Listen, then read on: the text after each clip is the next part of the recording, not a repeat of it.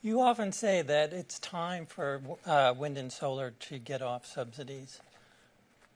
Oil and gas, they get subsidies. Now, you may have a different definition of subsidies, but does not oil and gas get tax breaks worth loads of money?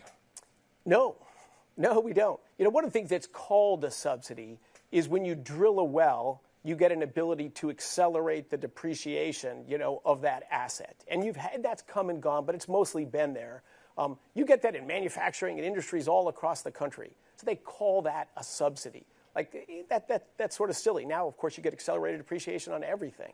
The way to look at this is look at the book income of companies and then look at the percent of that income they pay taxes on. You'll find the oil and gas industry one of the highest of any industry across the thing. I think banking and pharmaceuticals pay a higher percent of their actual book income in taxes.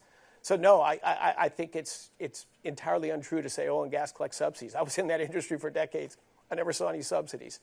The biggest oil and gas subsidies are overseas in low-income countries where governments subsidize the price of gasoline because it improves people's standard of living and voters like that. But in the United States, oil and gas is much more a net payer of taxes. It's a huge net payer of taxes. Loads of economists have written papers that the U.S. oil and gas gets subsidies. So I guess they just have a different definition of what that is. Yeah, there are no checks mailed to oil and gas companies to pay them to do things. Tax breaks they get. Tax break, it's not a tax break. It's just accelerated depreciation. It just means you pay the tax later in time. You don't pay less taxes. What about nuclear? It gets subsidies, U.S. subsidies, and it's been around since the 50s. You're right. And in fact, in the One Big Beautiful Bill legislation, or the Working Americans Tax Cut Act, absolutely, I advocated to keep nuclear in there 8 more years to get the kind of subsidies wind and solar was getting. And the reason is the government smothered nuclear. It started in the 1950s. We started to build nuclear power plants. In 20 years, we had 100 built or under construction and permitted. Since then, in the last 30 or 40 years, we've brought on 2 reactors. We just crushed that industry with regulatory burden and a little bit of a fear campaign.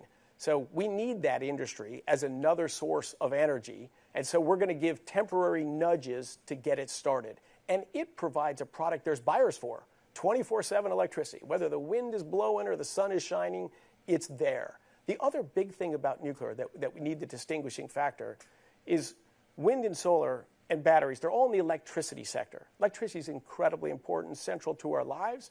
But electricity only delivers 20% of total global primary energy. It's the most expensive and highest form of energy, but the most important and largest use of energy is in manufacturing, high temperature process heat. In fact, to manufacture solar panels, incredibly energy intensive, very high temperature process heat to make polysilicon.